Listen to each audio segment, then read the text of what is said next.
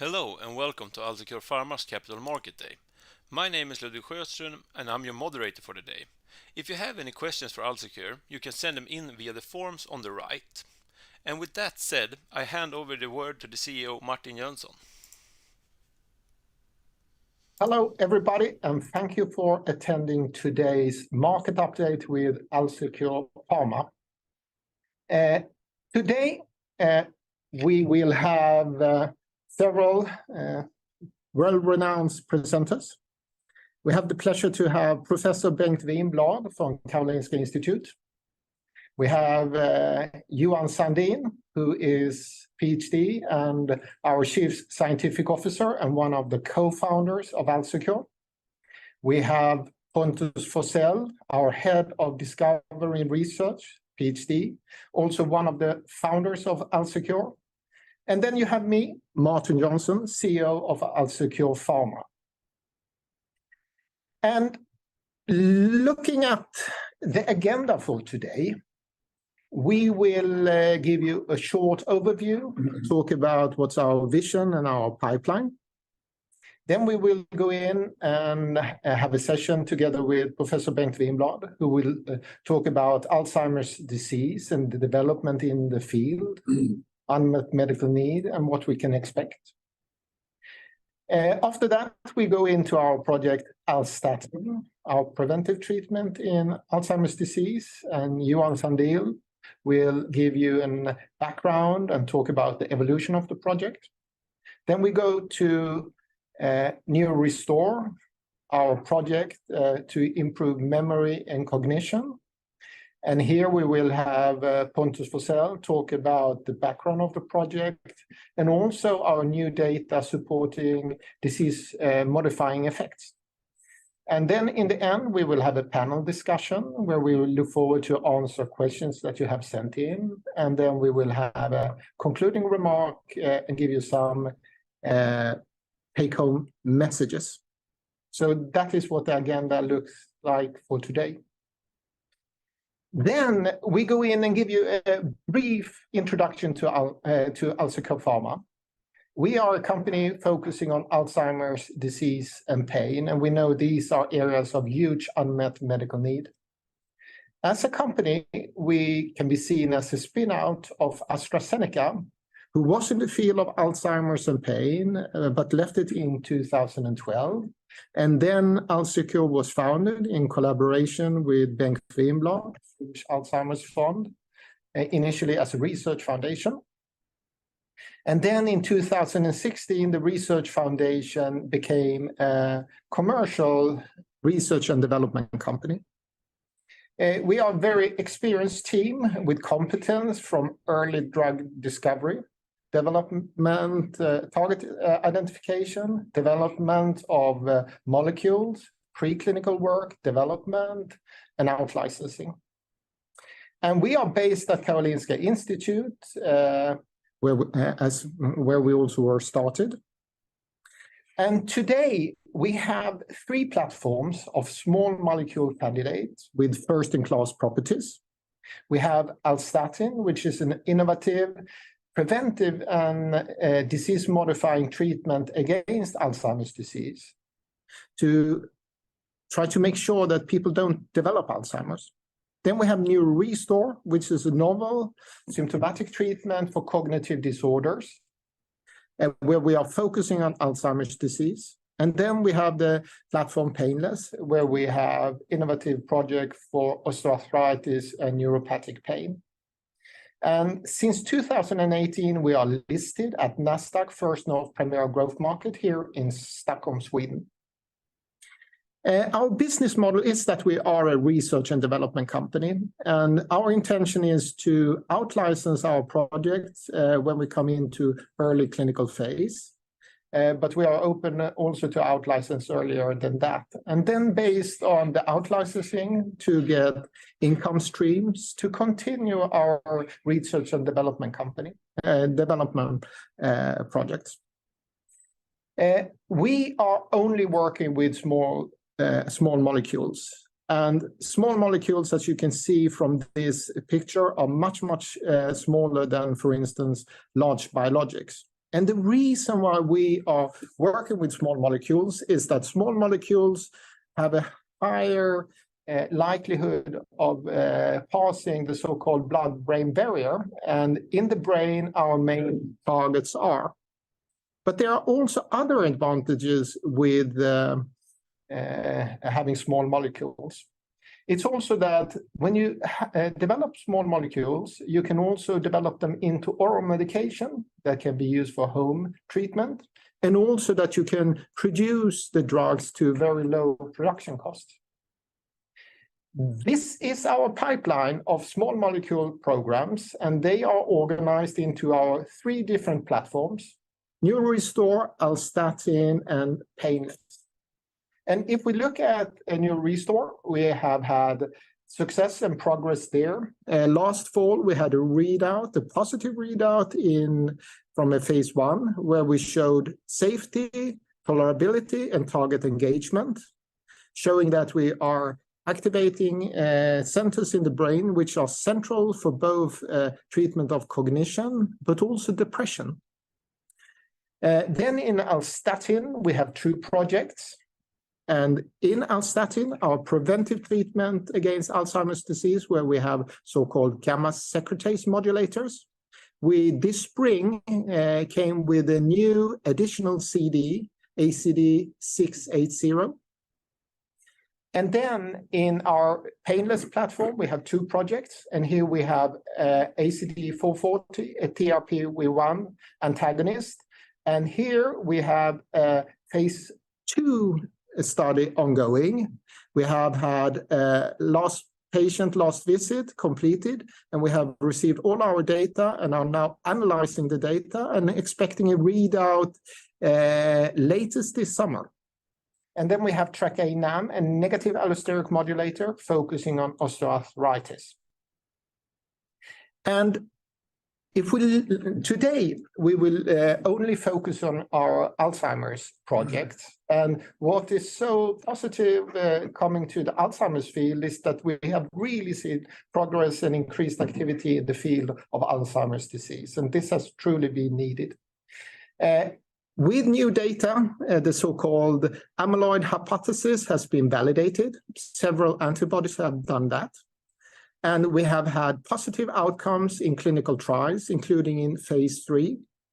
We have a new product which has been approved in the US, lecanemab. They have done a fantastic job, and we look forward to see their success in the field.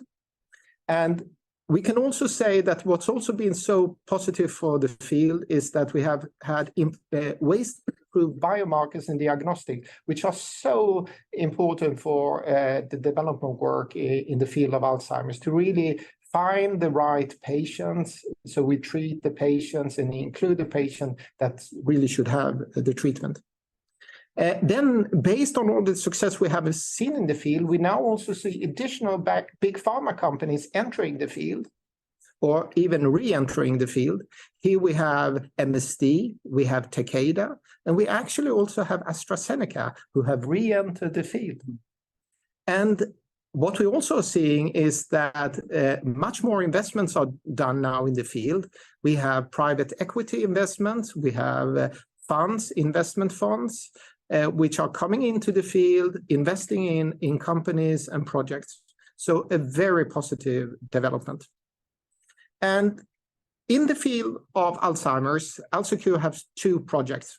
We have Alzstatin, which is a disease-modifying preventive treatment against Alzheimer's disease. And we have a so-called gamma-secretase modulator, which is targeting the amyloid production, decreasing the production of A-beta-42. And here we are developing an oral small molecule. And then we also have NeuroRestore, which we will talk about today, which is a Trk-PAM, which should improve cognitive function. And with that, we mean to improve learning and memory capability. And also here we are developing an oral medication. And initially, we saw this as a symptomatic treatment, but with new data, we also see potential disease-modifying abilities. And with that, I look forward to hand over to Bengt Winblad, who is here to give an update on the field of Alzheimer's disease and talk about what is happening and where things are heading. So Bengt, please. Thank you, Martin. I'll just take a share. Thanks a lot for introducing me. I'm Bengt Winblad, and I'm a clinician originally. I'm former clinician, I would say. I haven't seen patients the last 10 years, but I've been very much involved in drug discovery the last time. And before that, I was heading a big geriatric clinic and also a clinical trial center. I will give you an introduction. And how do I go this? First, I'll talk a bit about the societal impact of the disease. It's, of course, enormous due to the large number of patients getting the disease. And these are some figures from Sweden that I've taken. You can see that we total have 150,000 with dementia in Sweden. Most of them are having Alzheimer's disease. And in addition to that, we have many individuals having pre-stages of dementia. We call them mild cognitive impairment, and I will come back a bit to that later. And of course, the costs for our society are enormous. It's the most expensive disease we can speak about. And the latest figures here are that it costs Sweden, with an inhabitant number of 10 million people, 80 billion Swedish crowns a year. And you have to say 10 Swedish crowns is roughly $1 or €1. Also globally, of course, it's an enormous problem. We see every year 10 million new cases. The last years also have brought a lot of new basic knowledge. We are better understanding the mechanistic ideas behind why the nerve cells are dying too early in the disease. And we have both, I would say, genetic and environmental factors. And you can see that to the left here, you can see the amyloid beta plaques and the neurofibrillary tangles. Actually, Alois Alzheimer, who discovered the disease and described these pathological changes in 1906 already in a meeting in Germany. He also added to that the inflammatory part and some other histopathological hallmarks. And we can see that to the right here, we can see that we have sporadic cases really dominate the field. So sporadic AD, we have up to between 95 and 99% of all cases, and the familial cases who are, of course, coming a bit earlier in the lifespan, within 35 to 65 years, we have roughly between 1 and 3% of all, I would say. And we know from epidemiological studies that the environmental factors where you can do a lot to help mainly are focusing on the cardiovascular system, but you see high cholesterol levels, high blood pressure, low physical activity, and of course diet has also an influence on the health condition of the individuals. Genetic risk factors are ApoE4, for example, increasing the risk really, and you see a large number of ApoE4 individuals in the clinical trials. This is a figure where we can see Alois Alzheimer depicted, is looking up from 1906 on what is happening. He looks very happy, I must say. He must have thought that we would have a treatment in 10 or coming 20 years after 1906, but it's actually not until in the 1990s we saw the first symptomatic treatment strategies coming up with the 3 cholinergic drugs, donepezil, galantamine, and rivastigmine. And the last approved molecule in Europe was memantine, that is an NMDA glutamate receptor antagonist, we could say, was approved in 2002 by the European authorities. And now we come to the right, to 2021 or 2023, where we see 3 new antibodies being approved: aducanumab, lecanemab, and donanemab. Regarding donanemab, we can say that it's pending approval, the process in FDA. Also very promising for me is to look on a slide by Jeff Cummings, where we can see different molecules in clinical testing phase. It's phase 1, phase 2, and phase 3. Phase 3 trials are used for approval of a molecule, of a drug, and you see that in the middle here, the middle circle here, and you can see we have biologics up to the on the top. Then we have the disease-modifying small molecules, and then we have the more symptomatic drugs to the left here. Of the disease-modifying molecules, we can see those that I mentioned: aducanumab, lecanemab, and also they mentioned solanezumab and gantenerumab. This slide was produced in 2021, so it's a bit old now.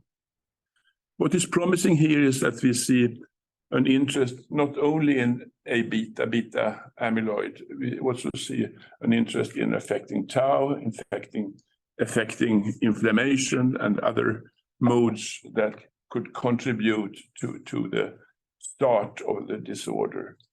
And it's also promising that we see so many small molecules in clinical testing phase. We heard Martin mentioning the small molecules really can be taken orally.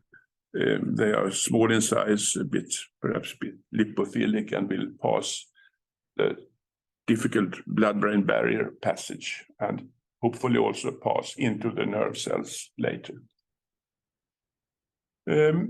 Why is it then important clinically with an early diagnosis? I think it's important both for the patients and for the relatives to understand the disorder and the problems the patients show.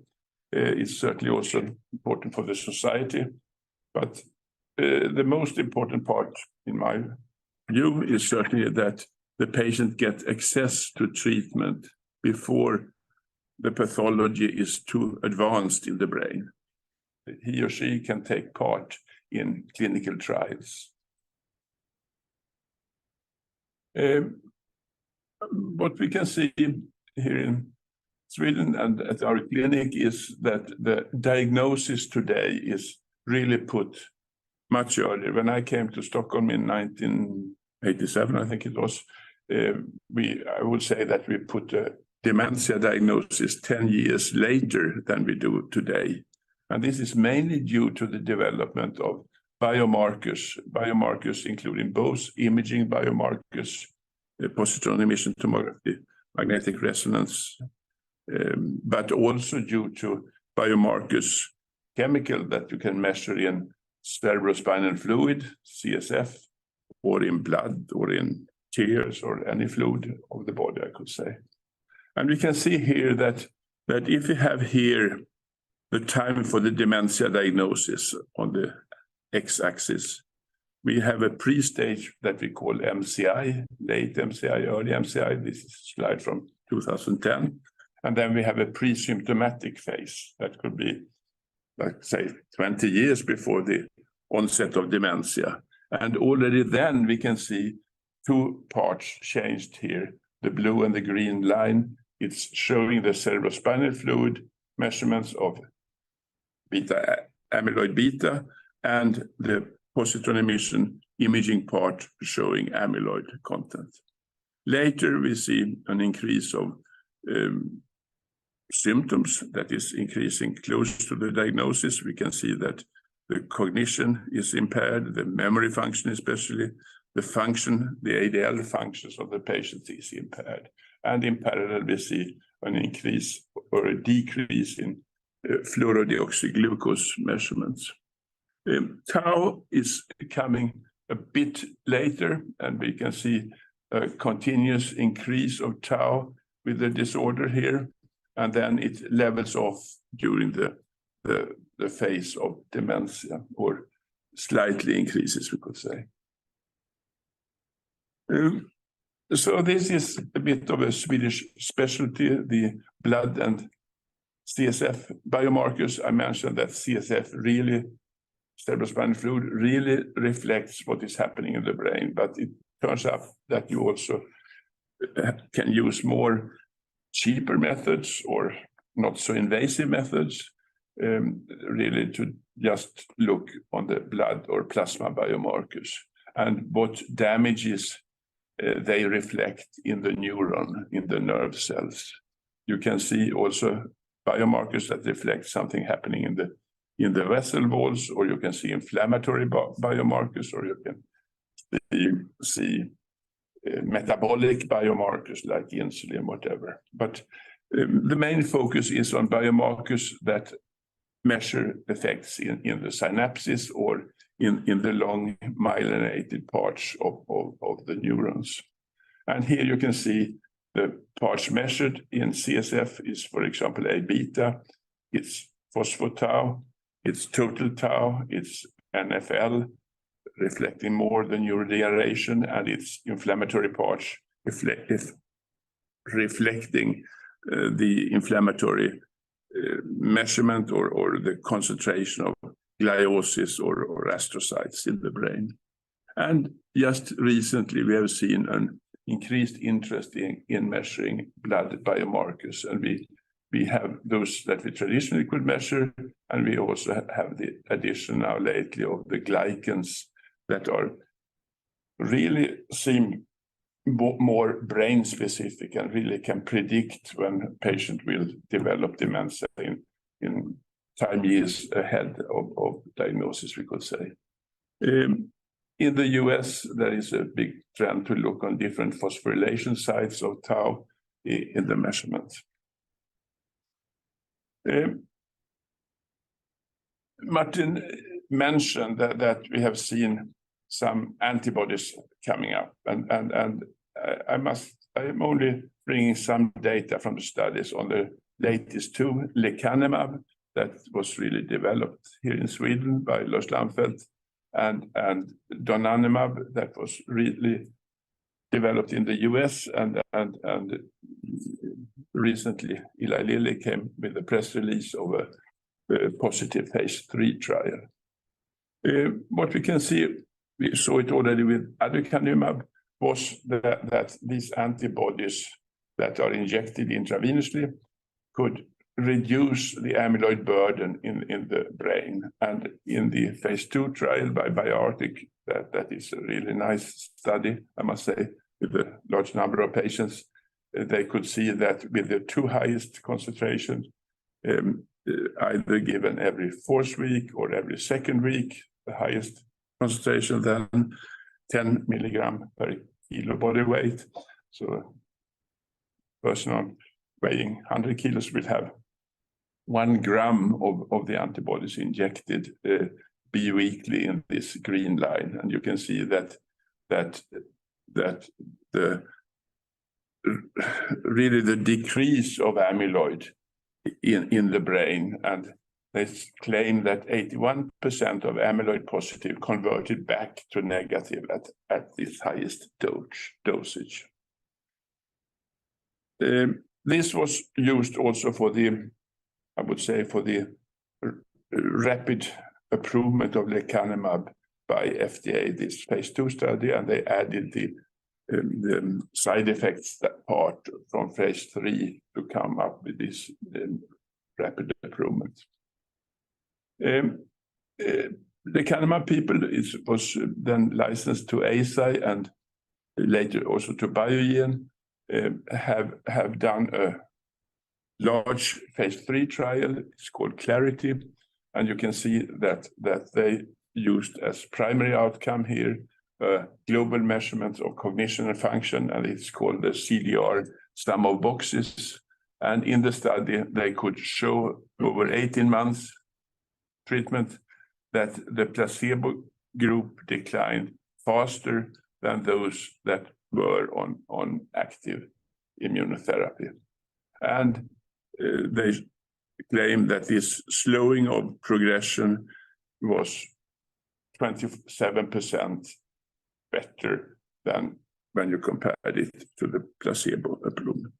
And if you prolong these curves, you can also see how long time, I would say, that you can keep these patients in this lower or better stage of the disease. And what was interesting for me was that the curves are divergent, but we have no idea if this will continue over the time, so we have to do more long-term studies. But it was also that all CDR sum of boxes domains like memory, orientation, judgment, community affairs, hobbies, personal care showed improvement. It favors lecanemab in these studies. So it's, I must say, rather strong data, and just now the antibody is left to EMA for eventual approval. And if it's approved by EMA at the end of the year, then it will be the local countries that decide and discuss the pricing or the reimbursement of this antibody. The last reported positive antibody was donanemab from, as I mentioned, Eli Lilly, and they had a press release a week ago, and we had a top-line results from their Trailblazer study. And during 8 months treatment, they saw around the same effect. They saw 35% less cognitive and functional decline. And it was, as you see, a large study with more than 1,700 patients in. On the same time, we have to observe the side effects in studies like this, because it's not without side effects. It has to be shown that they can develop a brain edema with headache and vomiting, etc. And here they had 30% around reported side effects with the microbleeds and around 20% with brain edema. Of course, then it's obvious to compare the data for lecanemab and versus donanemab. And I must say that there are differences in the study populations. You have different scales to measure the effects.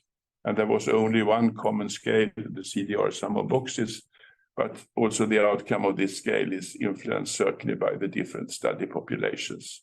So I must say, in summary, these differences make it difficult to properly compare the results from these two studies.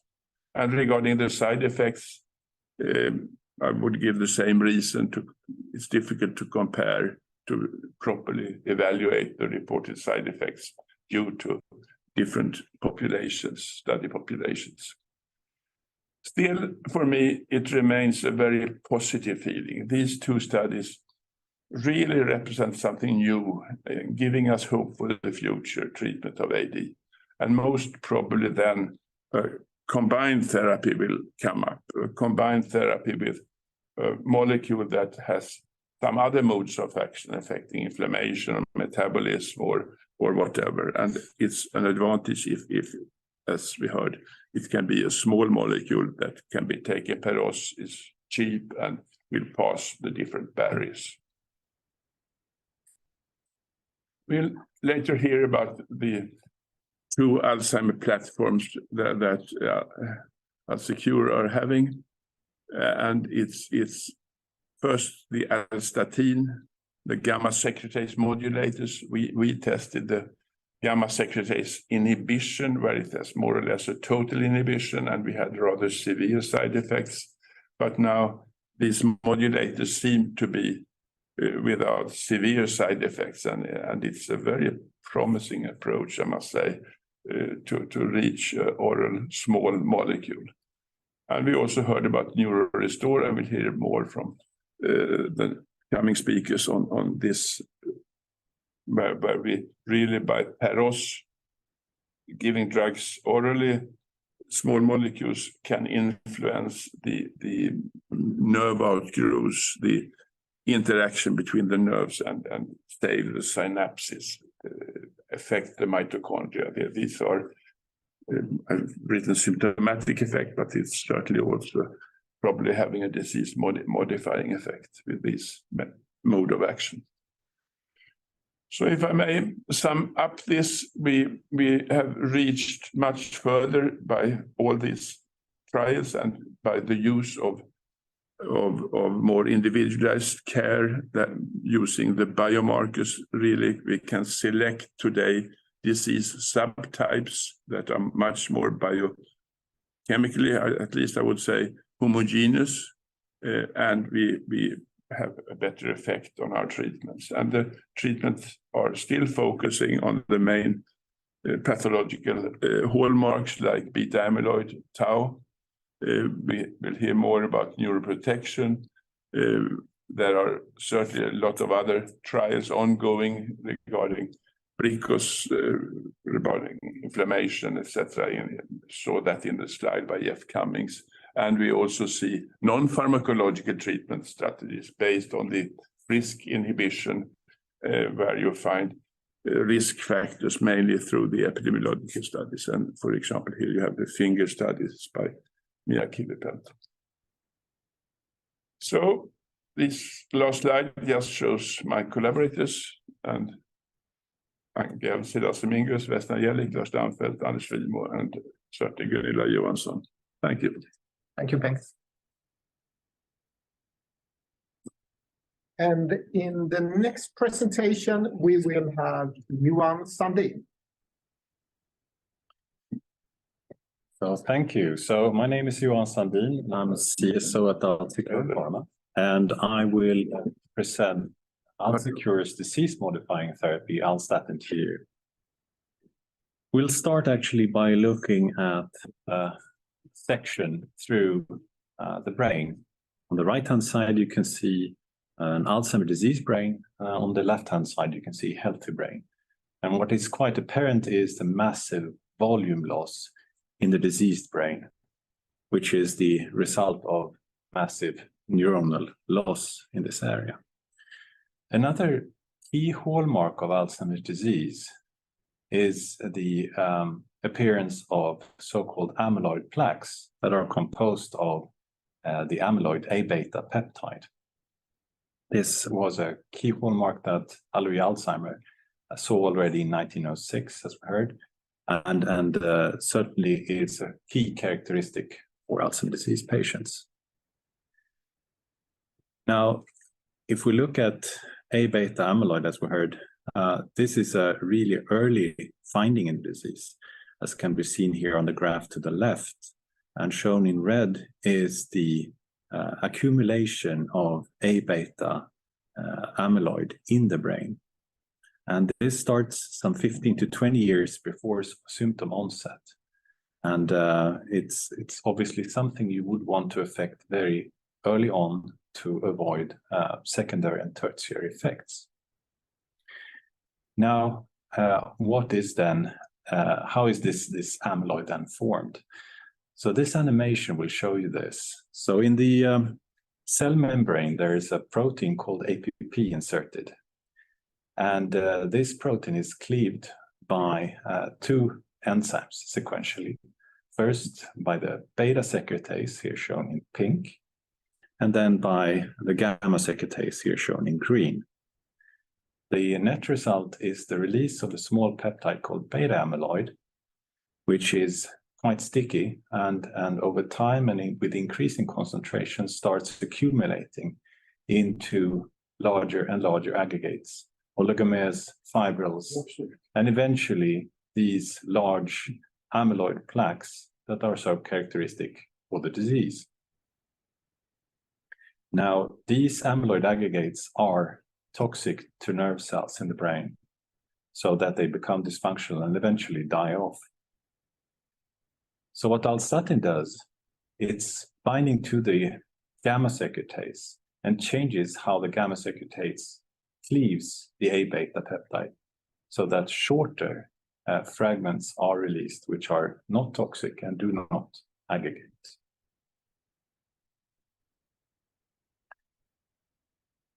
Now, if we look at this animation again, but as a picture, You can see here the cleavage of APP, as we saw in the animation, first by beta-secretase and then gamma-secretase, releasing the toxic A-beta-42, which is the building block of these amyloid plaques.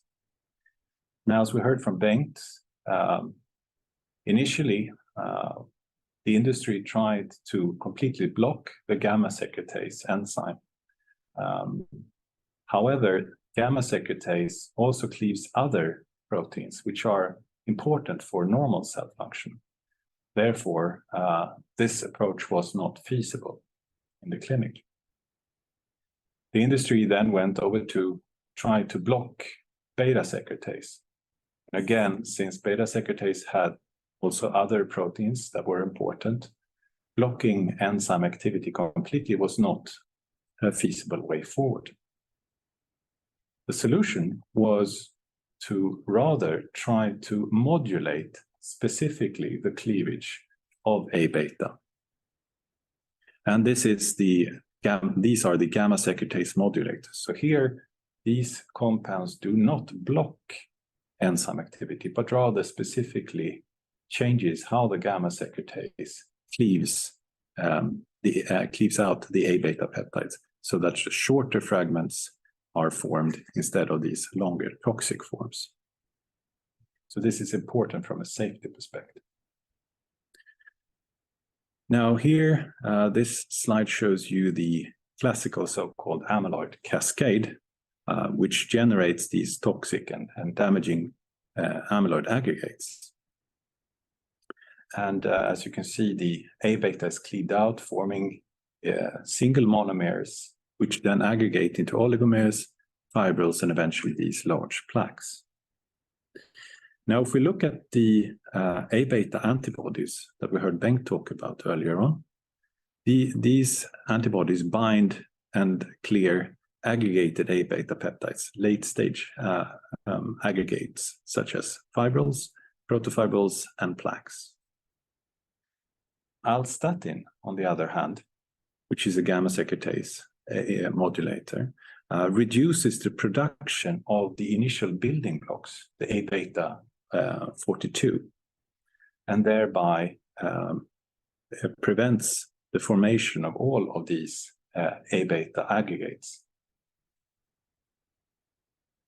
Moreover, it also increases the amount of these shorter peptides, A-beta 37 and 38, that have been shown to display protective properties. And this has been shown by multiple groups, showing that these shorter fragments can actually inhibit the aggregation of the toxic A-beta 1 to 42. Also, that these shorter fragments seems to correlate with a lower risk of developing the disease. Moreover, that they also can be used as biomarkers for Alzheimer's disease dementia. Now, if we look at Alzstatin, for example, ACD680 as shown here, we see a potent reduction of toxic A-beta 1 to 42 in cells. So with increasing concentrations of the compound, we can see a decrease in A-beta 40 and 42, these toxic species, as shown here in blue and black.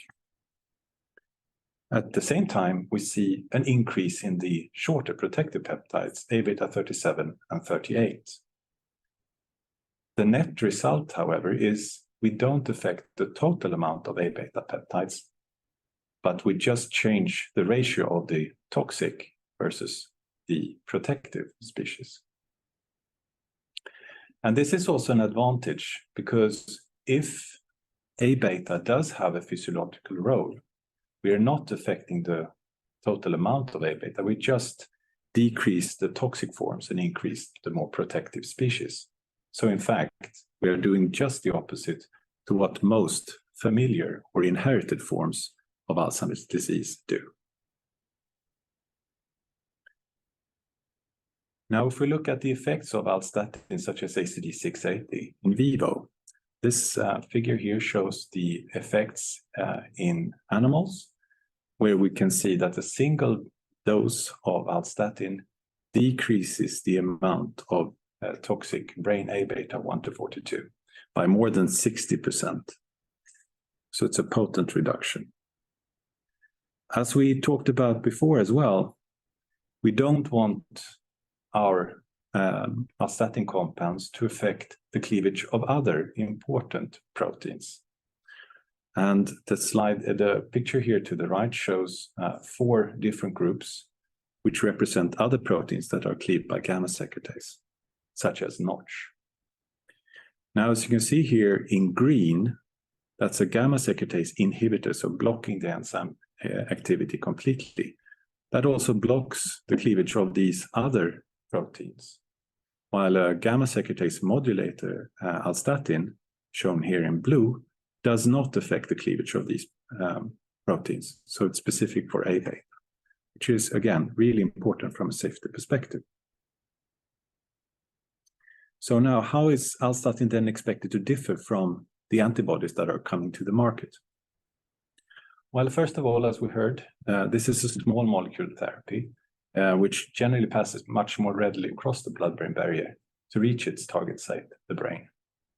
And we've seen this, for example, with NeuroRestore, where more than 37% of the unbound compound actually pass across the blood-brain barrier, to be compared with about 0.1 to 0.2% for the antibodies.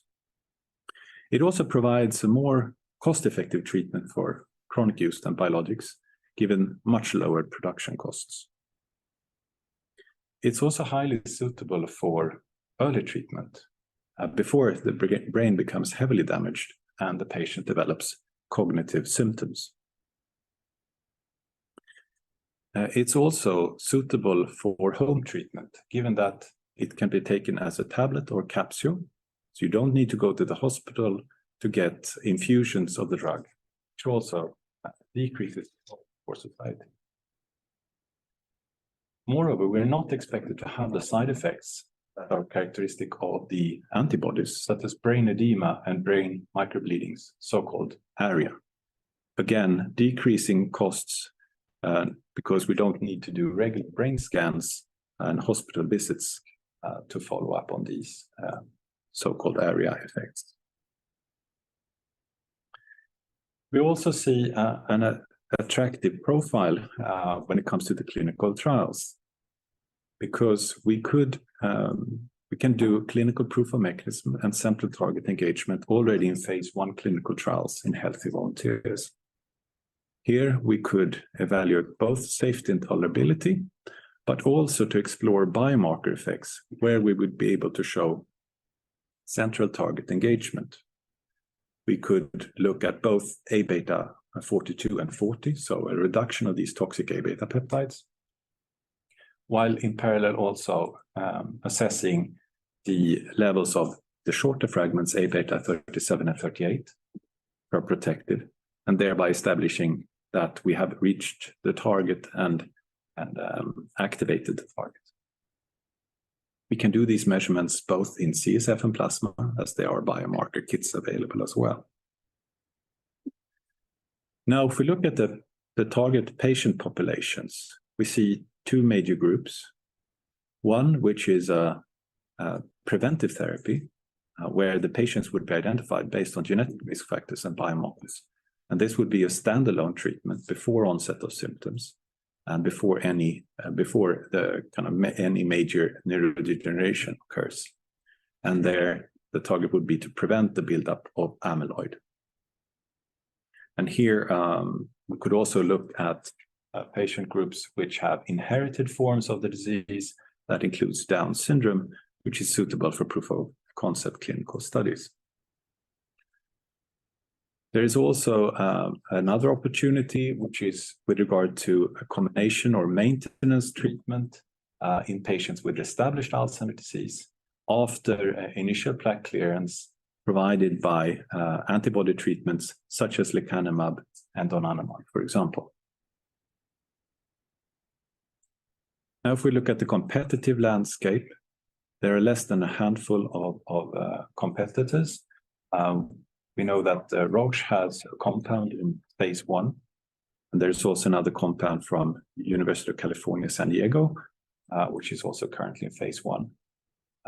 With our compounds being in preclinical development, we think that we are quite in line with the competition. Of interest as well to note is that Pfizer have published data with an earlier compound showing that gamma-secretase modulators can indeed display both potent efficacy and good safety in man. So to summarize, what we see are the advantages with Alzstatin. We can reduce the toxic amyloidogenic A-beta-42 production in the brain. While doing so, we also increase these shorter peptides A-beta-37 and 38, which have been suggested to have protective properties. The net result is we don't affect the total amount of A-beta. So if A-beta does have a physiological role, we're not affecting that. The mode of action is actually the reverse of most familiar Alzheimer mutations. And our compounds in Alzstatin, such as ACD680, as I showed you, can potently reduce A-beta-42 production in vivo more than 60%. And we can achieve proof of mechanism data already in phase 1 clinical trials. And we see potential for both preventive and maintenance treatment. So with that, I'd like to acknowledge and thank the team here at AlzeCure Pharma, our collaborators at Karolinska, Bengt Winblad, Lars Sandberg, and also at Gothenburg University, Professor Henrik Zetterberg, Lotta Agholm, and Stephanie Freeworth. So with that, I'd like to thank you for your attention. Now leave the word to Pontus Forsell for the next presentation.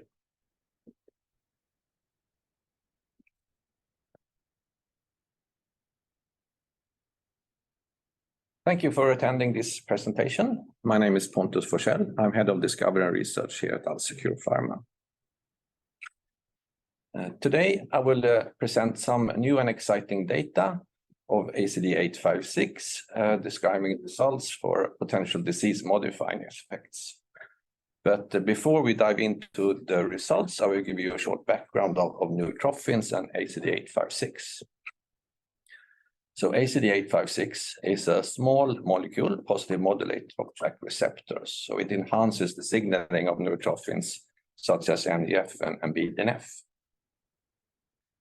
So why are the neurotrophins such a good drug target? Well, they have been known for decades. NGF was actually discovered in 1952 by Rita Levi-Montalcini, who was later awarded the Nobel Prize for her discoveries around NGF. So they are really essential for neuronal survival and function. They play a very large role in learning, memory, and mood. So ACD856 is a molecule that we have developed actually from idea to where it is today, a clinical stage compound. It has been tested in a microdose study where we addressed the pharmacokinetic of the compound. We have also studied it in a phase 1 single ascending dose study and in a phase 1 multiple ascending dose study where we addressed the safety, tolerability, and target engagement. So these studies demonstrated that we really have an excellent pharmacokinetic property of ACD856. It has a very good bioavailability. It was safe and well tolerated in healthy volunteers, and we had a really good blood-brain barrier permeability.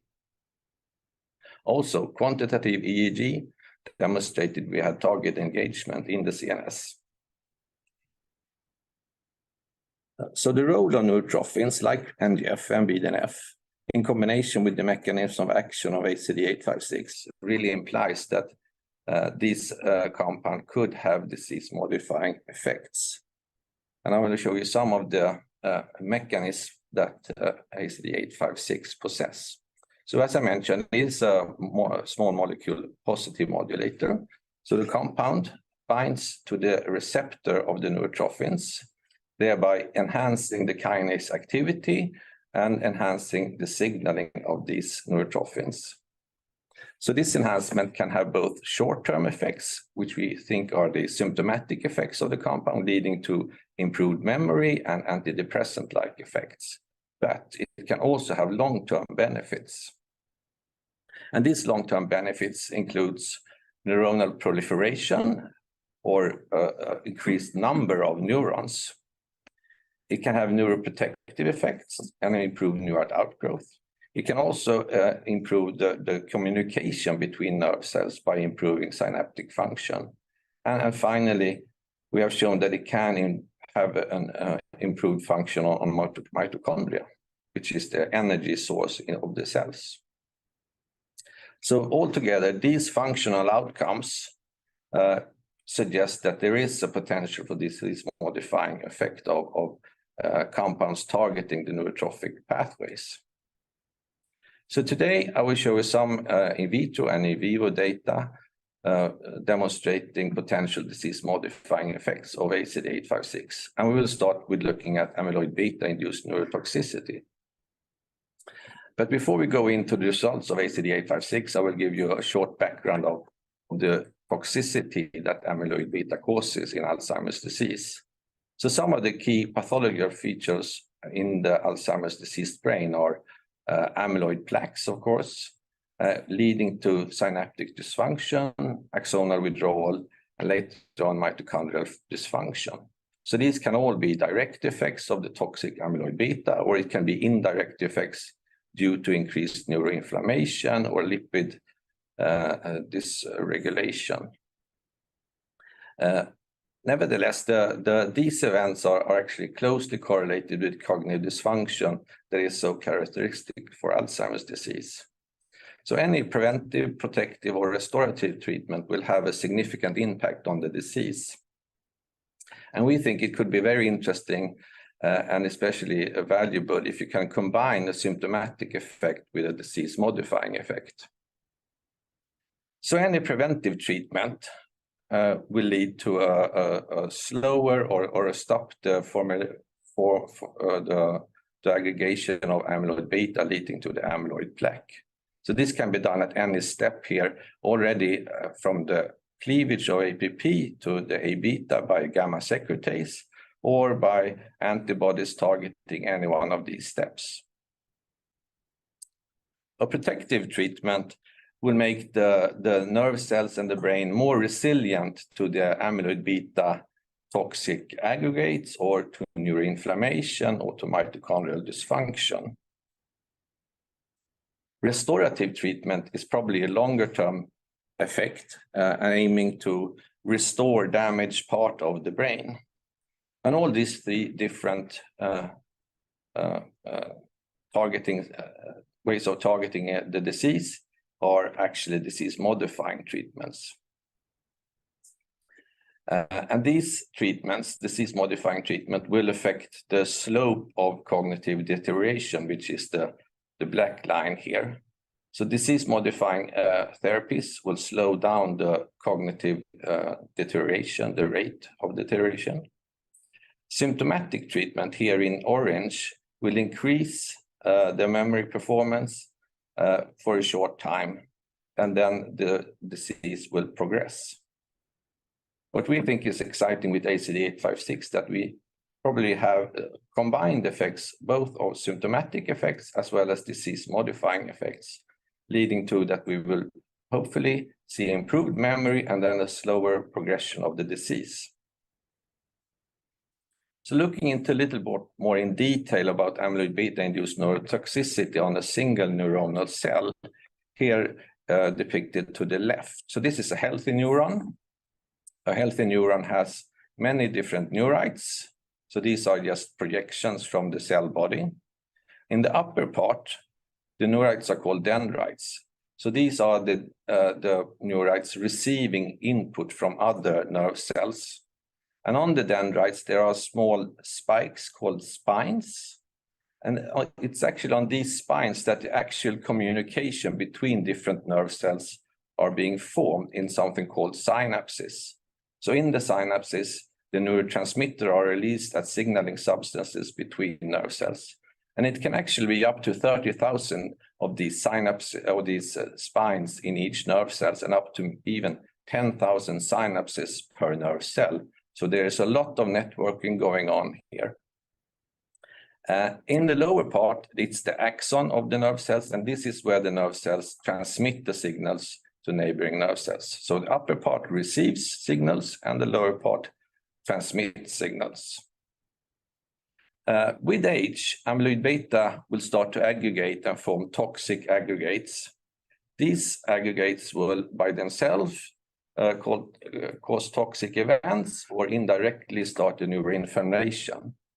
Over time, this will lead to the first event on the neurons called spine degeneration. And as you can see, there are less spines here, presumably meaning that the nerve cells will have less capability to communicate with other nerve cells in the surroundings. As the disease progresses, the amyloid plaques will be larger and more in numbers, leading to synaptic dysfunction, where the synapses actually loses contact with other nerve cells. And even later on, the neurites will degenerate, something called dystrophic neurites. They are fragmented, and now we have more or less lost all the communication capability of the neurons, leading to, at this last stage, the neuron will actually die.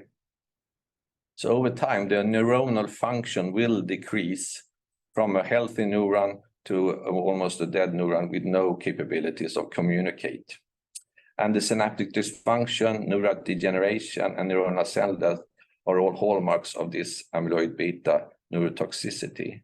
And we think that ACD856 could have a neuroprotective role here and keep the neurites from dying, keep the neurites to have a larger number of neurites and also larger number of spines.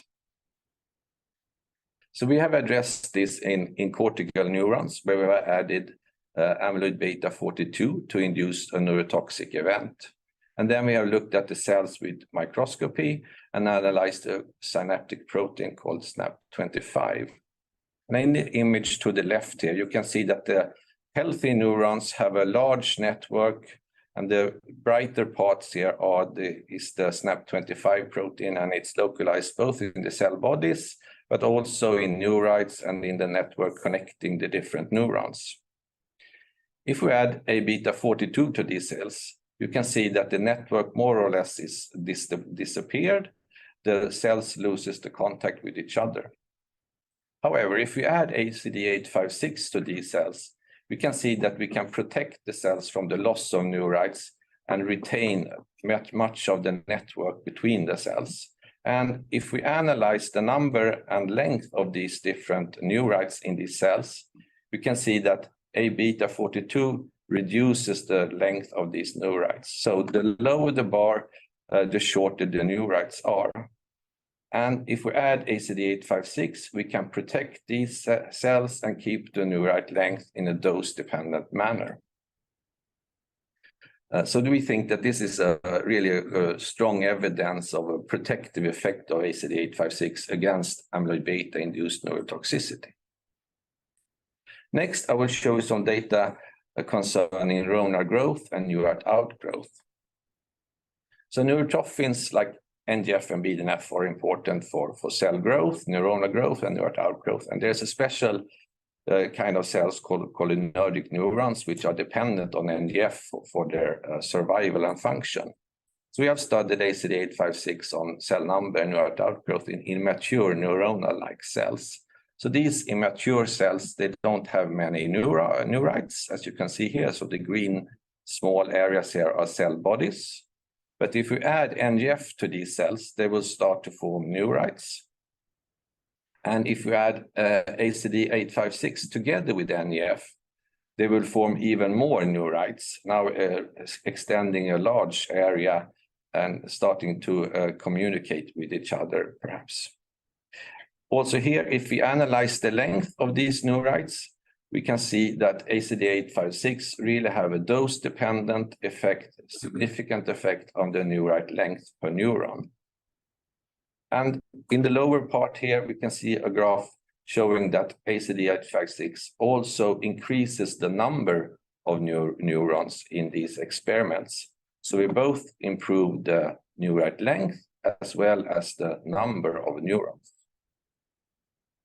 So this suggests at least a disease-modifying effect, but maybe also a neurorestorative effect, since we do see an increased number of neurons. So next I will show you some results of BDNF and the effects of ACD856. So BDNF is a very important growth factor in the brain. It stimulates neuroplasticity and synaptic function. And it's actually one of few molecules that is being synthesized in activity-dependent manner. So when we exercise or perform strenuous work, the levels of BDNF are increased in the blood, and some of this BDNF actually reaches the brain, and it could be one of the reasons for the well-being after training. And there are several lines of evidence, many scientific articles showing involvement of BDNF in Alzheimer's disease, but also in depression. There is a genetic differences in man called BDNF Val66 MET. It's a polymorphism, and it's associated with cognitive impairment and actually worsened amyloid pathology in Alzheimer's disease. So carriers of ApoE4, which is a risk factor for Alzheimer's disease, and BDNF Val66 MET have actually, when they are combined, these patients have increased amyloid beta pathology. So this genetic difference, the Val66 MET polymorphism, it reduces the BDNF secretions from nerve cells. And this leads to an increased rate of cognitive decline in these patients. But we can also see an increase of different biomarkers of the disease, such as tau and phospho-tau. And as stated here, this is actually one of very few genetic factors that is known to moderate downstream effects, such as cognition and biomarkers in Alzheimer's disease. So we have looked at the levels of BDNF both in short-term experiments, where we looked at the cortical neurons incubated with ACD856 for 7 hours. But we have also looked at in aged animals, where we have dosed ACD856 for up to 4 weeks once daily, and then analyzed the BDNF content in the brain. So to the left here, we see how ACD856 increased the levels of BDNF in cortical neurons already at 100 nanomolar. And if we analyze the brain of animals who has been administered ACD856 for 4 weeks, we can see that there is a significant increase of BDNF levels in these brains. So this suggests to us that ACD856 improves the BDNF levels in animals as well as in cell culture, and this could lead to improved synaptic function, improved memory, but maybe also to antidepressant-like effects. So going into a little bit more into in vivo data that we have done recently. So we have studied the effects of ACD856 in naturally impaired memory impairment in old animals. So these animals were dosed with ACD856 for 4 weeks, for one single dose, and then we performed 2 memory tests. So ACD856 was dosed once, and then the animals were allowed to learn a task. And 1 day later, the animals were tested how well they remembered this task. And then they were returned to their home cage, and 11 days after the learning task, we performed the second memory test. And as you can see in this graph here, the young animals remembered the task very well. So the higher the bar, the better the memory. The old animals had a trend to decreased memory already after 1 day. And this trend was actually ameliorated with ACD856. When we performed the second memory task, you can see that the old animals had more or less forgotten the original task that they were learned. The young animals remembered it very well. Interestingly, the old animals that was dosed with ACD856 remembered the task as well as the young animals. So this shows that ACD856 really improves age-induced memory impairment and to a level, at least in these animals, that is similar to young animals. We also performed many other cognitive tests in animals, And we can say that ACD856 actually improves both the learning process and the storage of memories and the recollection of memories. So all these three domains of memory formation is improved with ACD856. And we have also seen that repeated administration of ACD856, when we give it for 4 to 5 days, improves memory and presumably through a neuroplastic adaptation. So improving synaptic plasticity maybe, and this leads to a better memory. Finally, I would like to show you some long-term antidepressant-like effects that we have seen with ACD856. So here we have dosed animals once daily for 5 days, and then we have stopped the administration and waited for 3, 5, or 7 days before we did the depression-like test. And we have compared ACD856 to ketamine, which is a well-known antidepressant molecule, but it has some limitations which limits its use. So this graph here shows the effects 7 days after the last dose of 856. And the lower the bar, the better the mood. And we can see that ACD856 has more or less the same effect as ketamine 7 days after the last dose, suggesting that it is a long-term effect of ACD856 in this particular model. So to summarize this, we have shown several lines of evidence suggesting potential for disease modification. One is the neuroprotective effect against amyloid beta-induced neurotoxicity. Secondly, we have seen that ACD856 enhanced neural outgrowth and neuronal proliferation.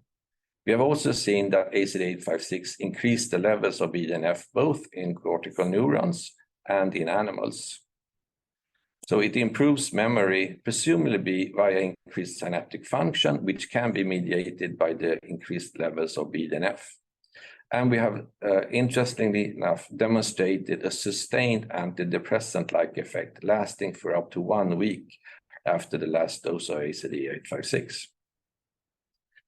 So this combination of short-term effect, the symptomatic effects leading to improved memory, and these presented an exciting long-term effect suggests that there is actually a new potential for disease-modifying effect of ACD856. And in conclusion, these preclinical data suggest a new potential use of ACD856. We think that this is very encouraging and supports that ACD856 actually can improve memory and learning and memory in multiple ways. The neuroprotective and neurorestorative effects are really add-on effects to the symptomatic effects that we have previously seen with ACD856. And to wrap this up, we think that these are really exciting data and introduce a potential for disease-modifying treatment to the already established symptomatic treatment of ACD856. And I'd just like to acknowledge the team at AlzeCure Pharma, our collaborators at Karolinska Institute, especially Professor Bengt Winblad and Professor Maria Eriksdotter. And with that, I thank you for your attention. Thank you very much, Pontus. Great presentation. And now we are through today's presentation, but now we are coming to a very important part, and that is, of course, the Q&A session. And the Q&A session will be led by FinWire and Ludwig Sjöström. So I hand over to Ludwig. Please, Ludwig. Thank you so much, and thanks for the very interesting presentations here. I think we will move on with the questions right away. And the first question is for Professor Bengt Winblad. Why do we see success in the Alzheimer's field now? Yes, this is of course a question that I follow the long-standing basic research, even if I'm a clinician, and seen that we have understood much more about the brain function in aging and the brain function in dementia, especially in Alzheimer's disease. So it's a result of a long-standing basic research. I mean, we have only focused perhaps on amyloid. Now we also focus on tau, we focus on inflammation, and we can see that we have seen development of specific drugs having a more direct observation.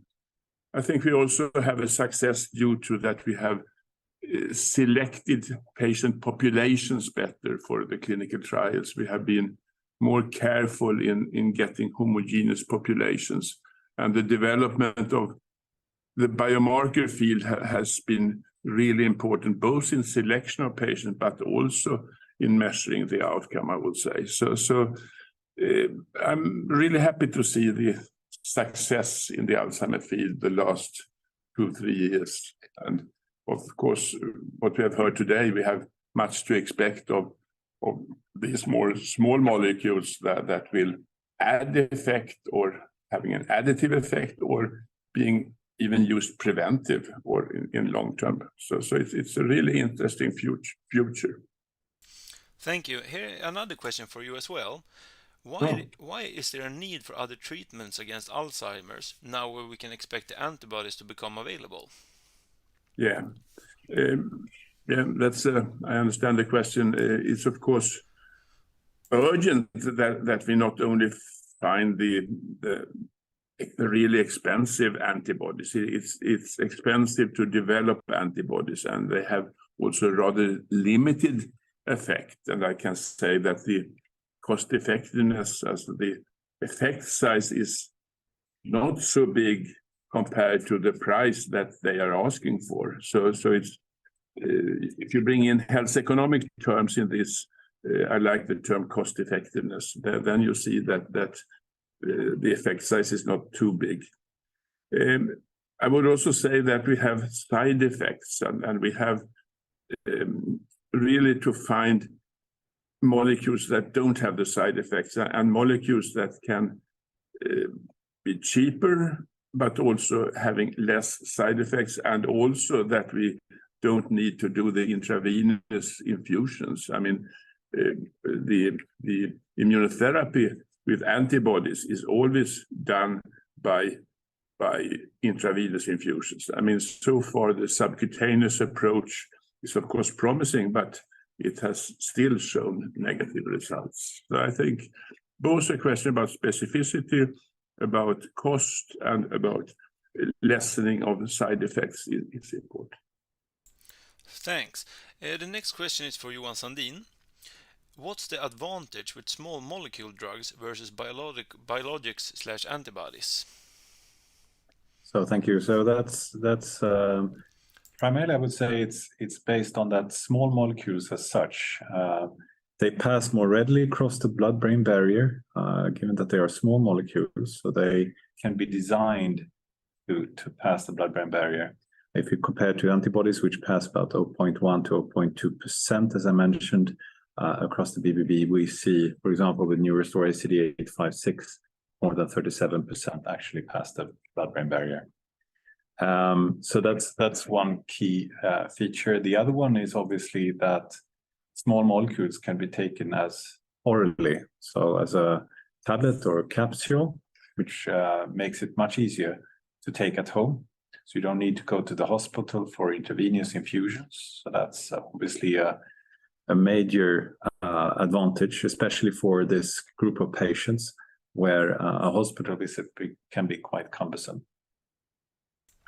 And also, if you look at the cost of small molecules versus antibodies and biologics, it's a major difference. The production costs for small molecules is much cheaper, so it would provide a much more cost-effective solution for the majority of patients out there. As we heard Bengt talk about before, there are some 55 million patients with dementia worldwide, so there's a huge need to fulfill with these type of drugs. Thanks. I have a follow-up question for you as well. What's the advantage with a gamma-secretase modulator such as Alzstatin compared to antibodies? So that I would say is, first of all, we with the gamma-secretase, we target the actual initiation, the formation of these small building blocks that actually form the amyloid plaques. So it's highly suitable for early intervention. Moreover, we see that we have this production of shorter A-beta peptides, such as the A-beta 37 and 38, which have been shown to display protective properties. Moreover, we do not expect to see any of the kind of effects seen with the biologics with regard to brain edema and microbleedings, so-called ARIA, which is a major side effect with the antibodies. And this is nothing we would expect with the gamma-secretase modulators. Thanks. The next question are for you, Martin. When can we expect to have efficiency data in humans with Alzstatin? We actually expect that we should have efficacy effect data with Alzstatin already in a phase 1 in the multiple ascending dose study. So when you go into a phase 1, you normally only look for safety and tolerability, but since we, as we expect, will be able also to measure to what effect we can decrease the production of beta 42, which is the toxic protein which builds up to plaques, and then also to measure and look at how we can increase the production of A beta 37 and 38, which we think can also be protective. So we actually think that we can have efficacy data very early. So that's very advantageous, not at least from a business development or an out-licensing strategy. Thanks. And the next question is for Professor Bengt Winblad. What is the unmet medical need regarding symptomatic cognitive enhancing treatment such as NeuroRestore? Yeah, for me, NeuroRestore offers a completely new possibility to, via the oral administration with a small molecule, really stimulate the NGF or BDNF, the nerve growth factor system. Earlier, we had to use our neurosurgeons to operate in a catheter, then to put the catheter and in the tip having cells that produce NGF or BDNF and place it into the area of the brain where you produce, for example, the cholinergic acetylcholine chemicals. So I think this is a real step forward in treatment strategy to be able to use a small molecule peros that is having an acceptable price and having, as I understood, very few side effects, if any. It's unique, I would say. And perhaps also the indication prevention was discussed. I mean, can we use this on preventive strategies or other disorders like in Down syndrome, whatever? So I think this is an interesting approach, and it's many complications with other treatments that we can avoid, and so we have really much less side effects, and I hope the hopes will be fulfilled with this molecule. And if I could fill into what Professor Winblad said, is that if we look at the antibodies are slowing the disease progression. But in these patients who develop Alzheimer's disease, you have an impaired cognition. So with a symptomatic treatment like with NeuroRestore, you have the benefit that you should improve memory and learning abilities. And this is also what the patients really are asking for. So in the surveys done with the patients and the family, the main thing they really ask for is really improved learning and memory capabilities. And that's why these symptomatic treatments, memory-enhancing treatments, learning-enhancing treatments are so important. Yeah, I agree with you that as a medical doctor, I can see the ethical dilemma. Yeah. How do we inform our patients that they get immunotherapy and they are not getting better, but they are getting less bad, I would say. That will be a difficult task to convince patients to start the treatment. And this is it's promising if we can improve something. Yeah, I agree on that. Yeah. So we need combination treatments. Hmm? Thanks. The next question is for Pontus Forsell. Why is the disease-modifying data potentially important for the NeuroRestore platform? I think it will be very important for the patients. So this will be a pill that can be taken at home, and the disease-modifying effects will probably slow down the rate of cognitive decline. And if you combine that with the symptomatic effect, we do have a combination therapy in one pill, actually, both a symptomatic treatment and a disease-modifying treatment.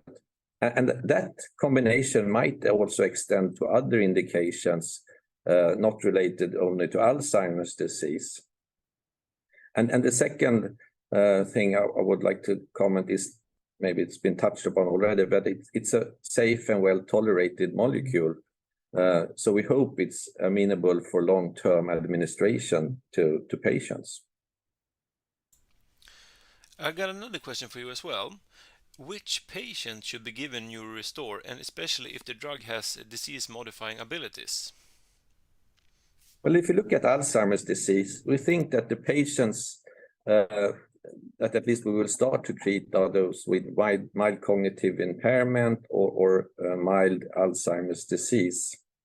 But that can later on be extended maybe to early MCI, subjective cognitive impairment, maybe to moderate Alzheimer's disease, but as I mentioned, maybe to other indications as well, as we see a great potential in this molecule. I mean, we have seen antidepressant-like effects in animals, so that is something that we think are really exciting and interesting. And yeah, as I said, the long-term effects will probably be very beneficial for the patients and their quality of daily life at the end.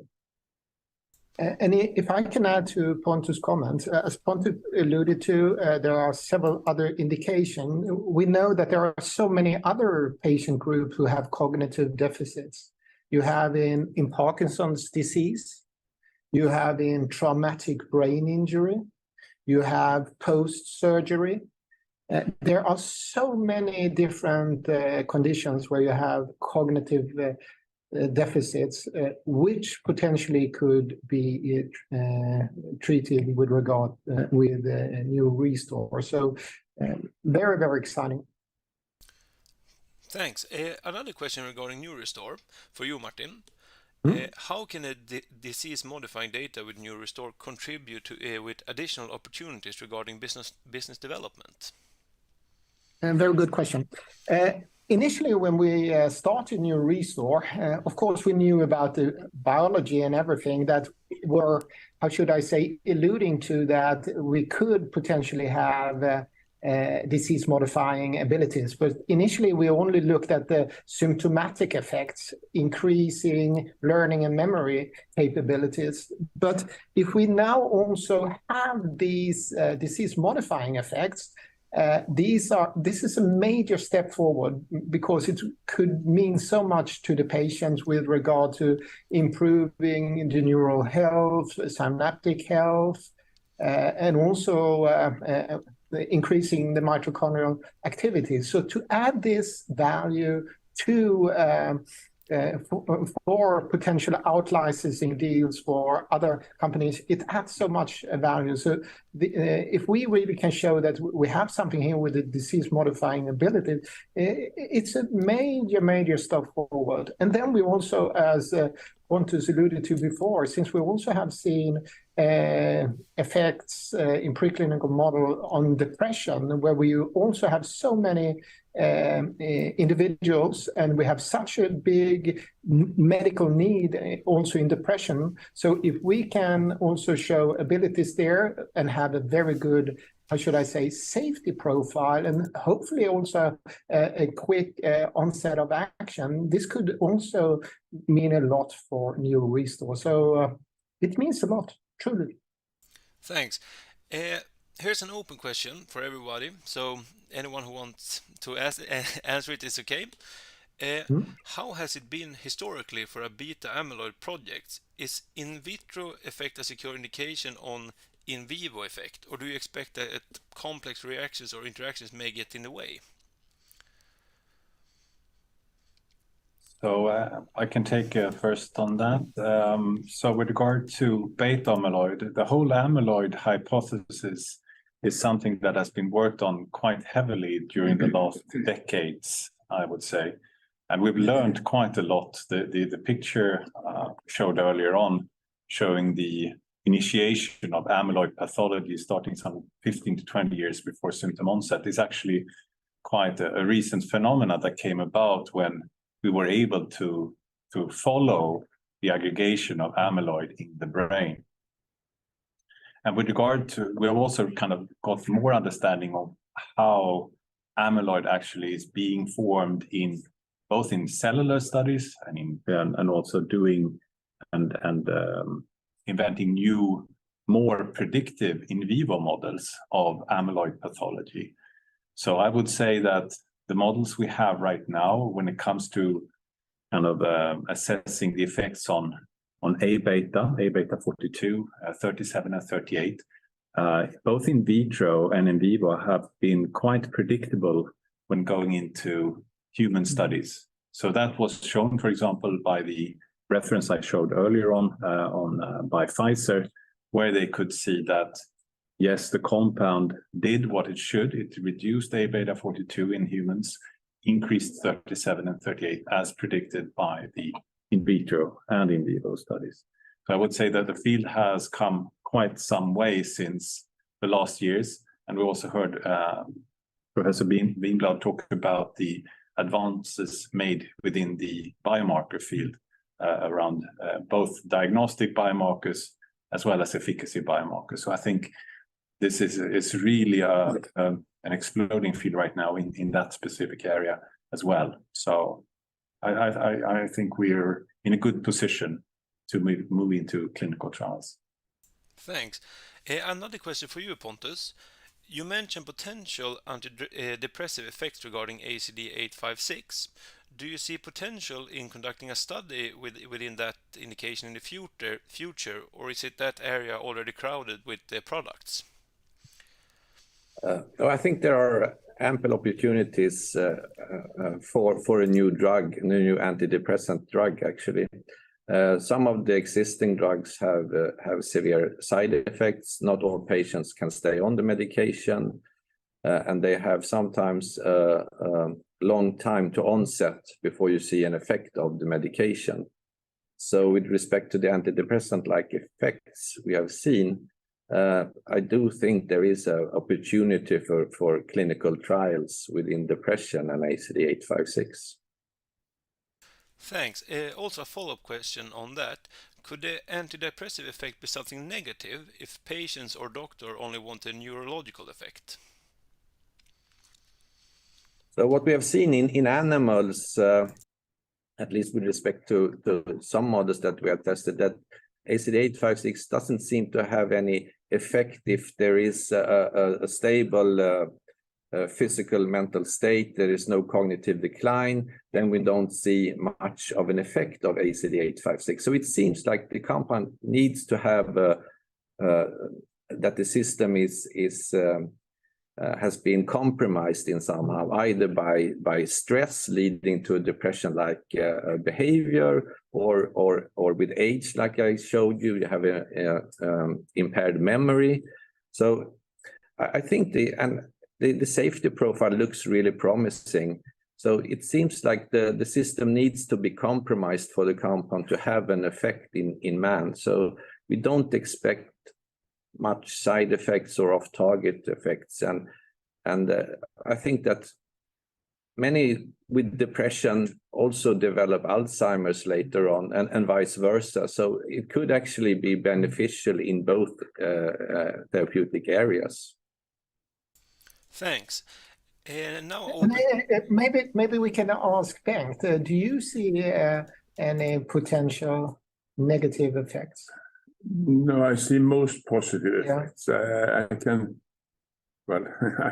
have more case observations of negative effects when you improve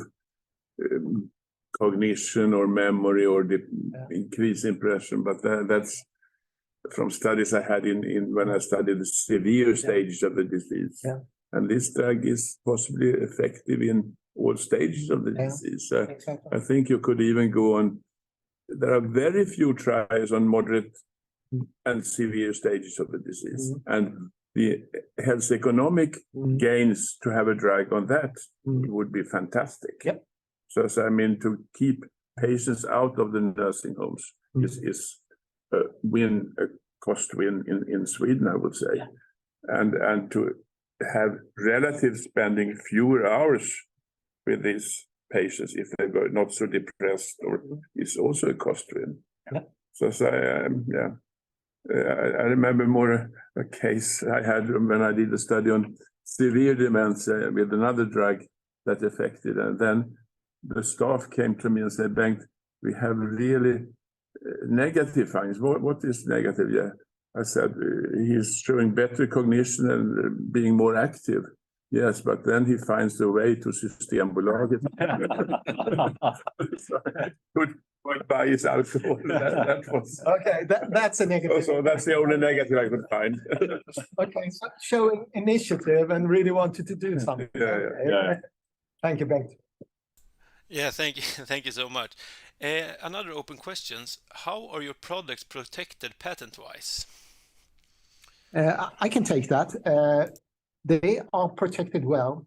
If we look at NeuroRestore, we have patent protection, and it's all patented, and patent protection in the US is granted already as long as up to 2039. And then also why we are driving the new molecule Alzstatin is that, which we came with now in January, it's also because here we then can get a new patent and a long patent time. And that is also something which is very positive when it comes to competition, because many of the other projects that the competitors have are on fairly old molecules. So for us to have a longer patent time on our projects is very advantageous. So we feel very comfortable.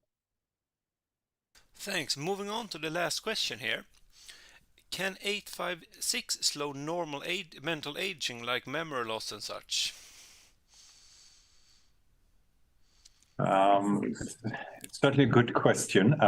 As Pontus mentioned earlier on, we see what we've seen in the animal studies is that we don't see effects in normal naive animals, but we have seen effect in aged animals. So where there's an kind of normal age-dependent cognitive decline, yes, we do see an improvement in memory as Pontus showed earlier on. So, but obviously the clinical trials here will be really guiding. But at least there's a potential, I think, for age-induced impairment. If I can chip in there, this BDNF Val66 met polymorphism that we've discussed previously, that has actually been shown to have an effect in older adults by reducing the memory capabilities of these individuals without actually having been diagnosed with any disease. So there is a link between BDNF and age-induced memory impairment, one can say. And we know, as Pontus alluded to, BDNF is going up or shown to be going up when you exercise. And we know that people who exercise get healthier. And if you get healthier, it's also very positive with regard to aging and longevity. So that is very positive. But of course, for us, this is just theory for the moment. So let's see what we can show in the future. Thanks so much for answering our questions here. And I believe I will give the word back to you, Martin, for some concluding remarks. Absolutely. Thank you, Ludwig. So concluding remarks, and I just need to do like that. So some take-home messages, concluding remarks. What we can see, which is so positive, is an increased interest and activity in the field of Alzheimer's.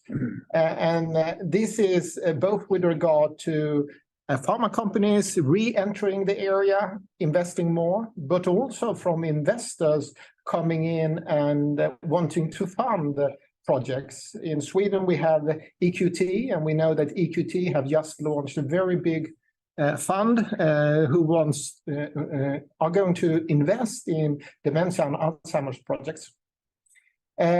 Also, take-home message, antibodies are very promising, slowing disease progression, but they are not curing the disease and the patient's cognition. So what we can see is that there's a huge need for new, more effective, safer, and more convenient treatments. On the AlzeCure project, we can conclude that our projects are developing well. In NeuroRestore, this fall came with potential disease-modifying abilities that we have presented here, which is really add additional opportunities for the project. And on Alzstatin, our preventive therapy, where we are working towards that you shouldn't develop Alzheimer's disease, we have added a new additional compound, ACD680. And the advantage here is that it can have a long patent time. And we have also today shown the positive data on the molecule, which we now also have presented on several congresses. And if you want to learn more about our progress, I can recommend you to go to our webpage where we publish all our presentations, and you can learn more about our different projects. And then I can also say that please stay tuned. You know, we have a phase 2, which in our pain project, ACD440, which we are working hard on a readout. So follow us, and we look forward to also report on that in the coming months. So with that, I would like to thank you for attending today and for all the questions. And I also want to thank today's speaker, Professor Bengt Winblad, Johan Sandin, and Pontus Forsell, and the whole AlzeCure team, and all our collaborators for doing great work. And stay tuned. We will come back